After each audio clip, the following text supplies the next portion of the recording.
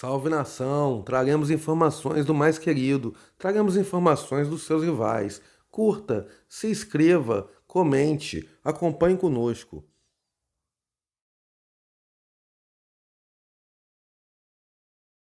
Olha aí, ó, vice-presidente de finanças. Pagamos todas as contas em dia e investimos 110 milhões de reais aproximadamente em direitos de atletas, que a gente vem adquirindo ao longo do tempo. Investimos 100 milhões de reais, pagamos as contas em dia. E ele continua, ele complementa numa entrevista ao canal do Veni Casagrande. Deixamos de receber 75 milhões de reais que acreditávamos que podíamos receber em funções dos problemas da pandemia.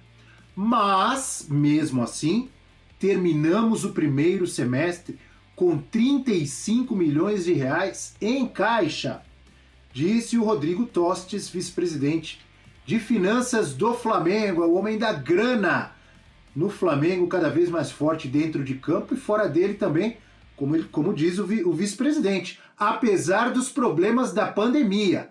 Ou seja, com a volta do futebol, vamos dizer assim, com a volta da torcida, com o fim da pandemia, a gente torce que esse momento chegue o quanto antes. Tá difícil, mas tomara que chegue logo.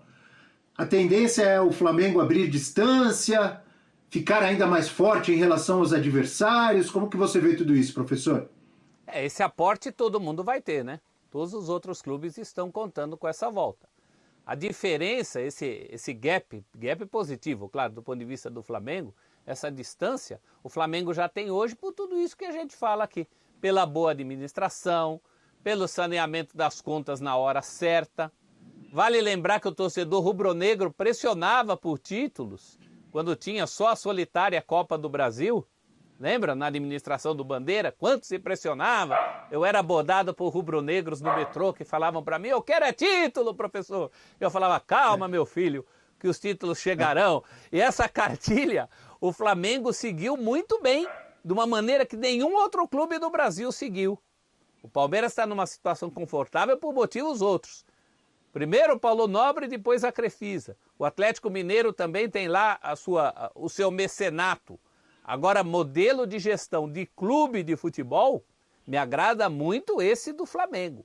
Ele me parece sustentável, que foi o que eu acabei de cobrar sobre o Corinthians, né? Essa sustentabilidade do Flamengo me agrada. A diferença está aí, Abel. Quando entrar a bilheteria, vai entrar para todo mundo e a diferença vai ser justamente nisso que o Flamengo já tem.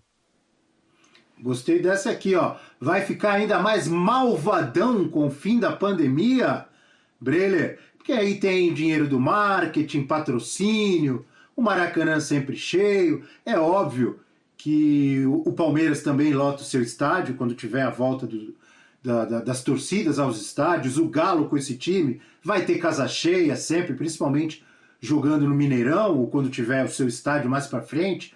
O Flamengo, ele lota o estádio jogando no Rio de Janeiro, jogando fora, jogando em Brasília, jogando no Nordeste, e a gente sabe que arrecada demais, né, com bilheteria também.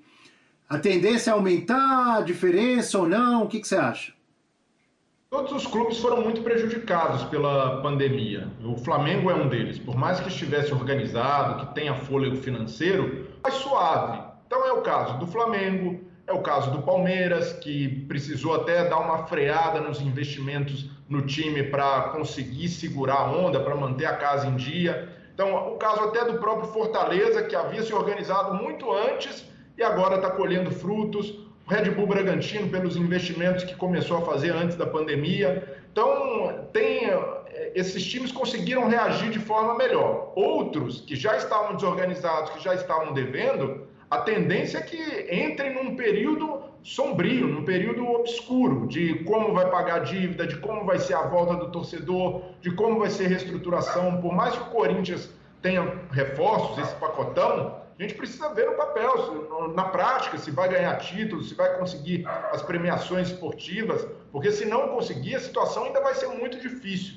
E o Flamengo tem esse lado, esse respiro, consegue, mesmo num momento complicado, um momento até na economia mundial muito difícil, reagir, ter fôlego e até olhar para frente com capacidade de fazer mais investimentos. Já fez agora, trazendo o Kennedy, trazendo o Andréas Pereira, buscando reposição para o Gerson, e tem capacidade, né, a forma de que o Flamengo consegue mobilizar seu torcedor, por ser o time mais popular do país, de reagir melhor que os outros. Então a tendência, Abel, não só do Flamengo, mas esses outros times que estão organizados, é que eles abram vantagem, que eles continuem nesse caminho de organização, e os outros que têm dívidas altas ainda precisam chegar nesse estágio que o Flamengo chegou. Quem tem a possibilidade, na sua visão, professor, de seguir aumentando, vamos dizer assim, o nível econômico, de melhorar, não só na parte de finanças, de marketing, enfim, com a volta, com o fim da pandemia, vamos dizer assim, além do Flamengo? Aqueles que têm os times mais atrativos, né, Abel e Breler? De cara, Palmeiras e Atlético Mineiro, são estrelas do futebol brasileiro hoje. O Corinthians tem um grande potencial, né? Só a expectativa que está se criando em cima do Corinthians, de tanto que se fala. Imagina isso aí em público. E a presença na arena é fantástica, né? O Corinthians com times competitivos na arena, realmente, ele só não se paga porque vai tudo para o estádio. Mas nos últimos anos, mesmo com times menos atrativos, chamou muito público. Então são esses, é quem tem espetáculo para oferecer. Quem tiver espetáculo para oferecer vai largar na frente nesse sentido. Eu acho que são esses times já consolidados, Atlético e Palmeiras, fora o Flamengo, e aí o Corinthians como um emergente. Acho que são os times que geram maiores expectativas nesse momento, nessa largada de volta de público ao estádio. Você acha, professor, que o Flamengo tem feito mais diferença dentro ou fora de campo, ou nos dois? Porque nos últimos anos é o time mais vencedor, com 2 brasileiros, uma Libertadores. É óbvio que tem o Palmeiras com uma Libertadores e uma Copa do Brasil, o Galo tentando voltar aos grandes títulos, o Corinthians se reforçando. Mas ali, se a gente analisar os títulos, futebol, o Flamengo tem se destacado. Mas mais dentro ou fora de campo? Uma coisa é reflexo da outra. Eu acho até que houve um cronograma em relação ao Flamengo. Houve um primeiro momento de saneamento das dívidas, e aí também muita grita, muita pressão, mas o Flamengo aguentou esse cronograma melhor do que o Corinthians, por exemplo. O Corinthians não segurou essa barra que o Flamengo segurou. Tá certo que o time do Flamengo não era tão ruim como o time que o Corinthians tinha num primeiro momento. Mas o Corinthians, por exemplo, não segurou. O Flamengo não. O Flamengo fez um cronograma. Eu vou primeiro enxugar tudo aqui, tanto que as grandes conquistas nem vêm na administração Bandeira, né? Ou do grupo do Bandeira. Eu não sou um personalista do bandeirismo, não acho que o Bandeira é o salvador, mas aquela ideia é interessante, foi uma ideia da qual o Flamengo não abriu mão. Então uma coisa é consequência da outra, Abel. Hoje, claro que sobra mesmo é em campo, mas está sobrando em campo porque lá atrás prestou uma atenção nas planilhinhas que, sinceramente, até hoje no futebol brasileiro, eu nunca vi nenhum outro clube fazer isso, nem antes do Flamengo e nem depois. É um modelo que eu gostaria de ver replicado em outros clubes do Brasil. Você citou o Corinthians, eu tenho a impressão que no caso do Flamengo foi mais planejado tudo o que aconteceu. Sem dúvida. No Corinthians foi mais forçado ali, os caras se viram. Mas embora a dívida o Flamengo aumentando, também, né? Se me permite, o Flamengo planejou porque tinha essa necessidade, né, Abel? O Flamengo há décadas era conhecido como o time que não pagava. Vamos falar a verdade. Vários eram conhecidos, mas o Flamengo, durante muitos anos, inspirou até a famosa frase do Vampeta, né? Eu finjo que jogo, eles fingem que pagam. Então houve o planejamento do Flamengo, sem dúvida, mas movido por uma necessidade quase histórica. O que você acha, Breler? Tá fazendo a diferença mais dentro ou fora de campo? Então, uma coisa está ligada à outra, Abel. Só faz o que acontece no campo nada mais é do que fruto de gestão, de escolhas políticas, de escolhas econômicas e do caminho que o Flamengo resolveu seguir e hoje colhe os frutos.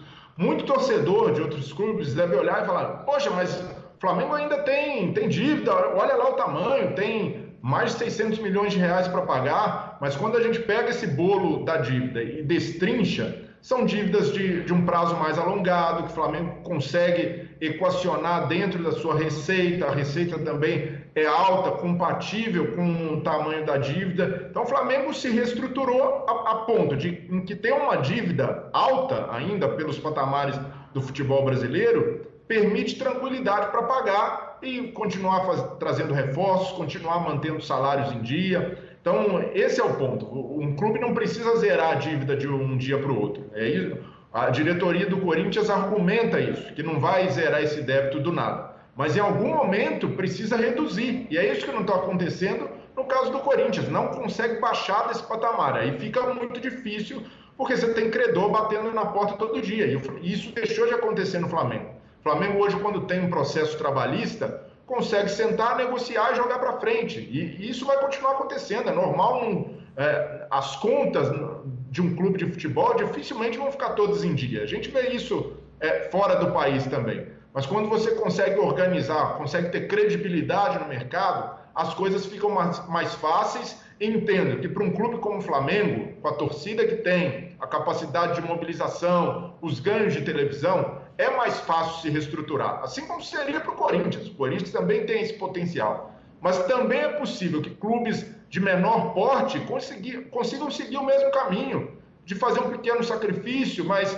ser mais eficiente no gasto do dinheiro. E a gente tem visto exemplos no futebol brasileiro, Fortaleza, Bahia, Atlético Paranaense. Então não precisa, o Flamengo só se reestruturou porque é grande e popular. Não é por aí, teve também uma escolha política que outros clubes também estão fazendo. E esses clubes, em breve, vão colher os frutos, e quem deixar de fazer, de alguma maneira, vai ser penalizado no futuro de alguma maneira. E a conta um dia chega, isso daí não é inevitável.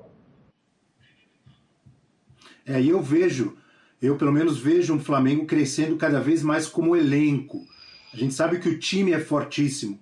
Desde 2019, cresceu demais com a conquista de títulos. Mas a partir do momento que jogadores antes muito criticados, que não vinham rendendo bem, por isso eram criticados, começam a jogar, a desempenhar, como o Michael, o Vitinho, o Thiago Maia recuperado de lesão, voltando a jogar bem, os próprios zagueiros também, Gustavo Henrique, Léo Pereira, e um Flamengo ainda buscando reforços lá fora, como o Kennedy e o Andrés Pereira, né?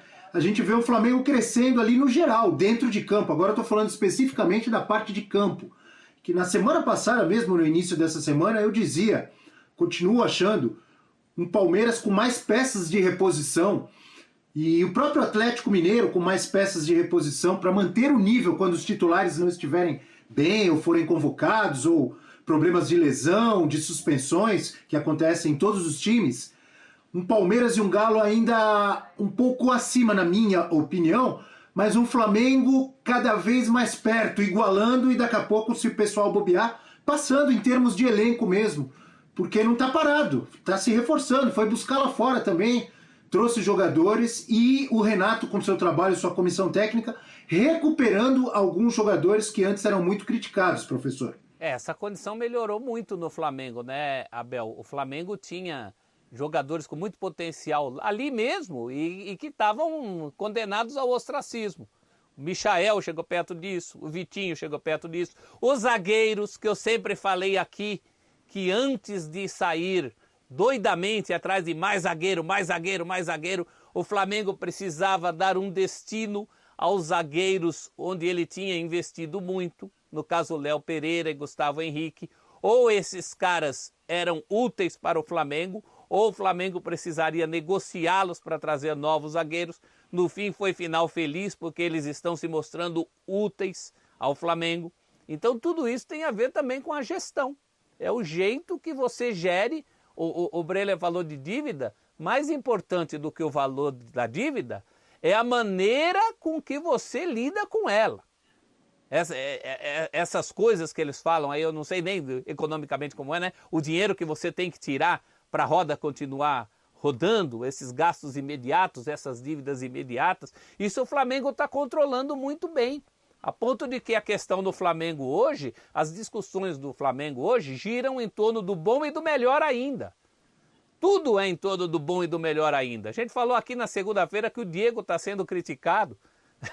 Está sendo criticado porque não tem quase nada para criticar, acham lá críticas ao Diego.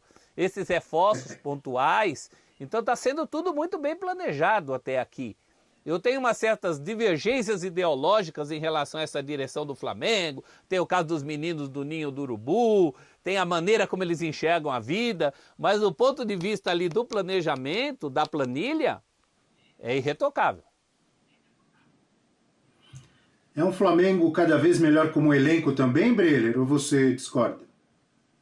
Então, mas o Flamengo desde 2019 até 2018 já tinha um elenco bom, que a gente já podia colocar entre os melhores do futebol brasileiro, vem nesse caminho de perde uma peça, consegue repor com outra, faz achados de mercado ou tem um investimento alto, como foi com o caso de Gabigol, de Pedro. Então o Flamengo consegue beber de várias fontes, né? O Flamengo não depende somente de achados, e até achados que são da própria base. O Flamengo, além de ir bem no mercado, ele consegue soluções caseiras, e aí nos últimos anos tem Vinícius Júnior, tem Paquetá, não que tenha estourado como esses outros, mas é o João Gomes que está no elenco e quando Renier. é acionado responde, Renier que também foi vendido, o Natan na zaga que acabou se transferindo para o Red Bull Bragantino, e de alguma maneira é uma negociação, é um caixa que entra. Então o Flamengo consegue ter também uma diversificação, ele tem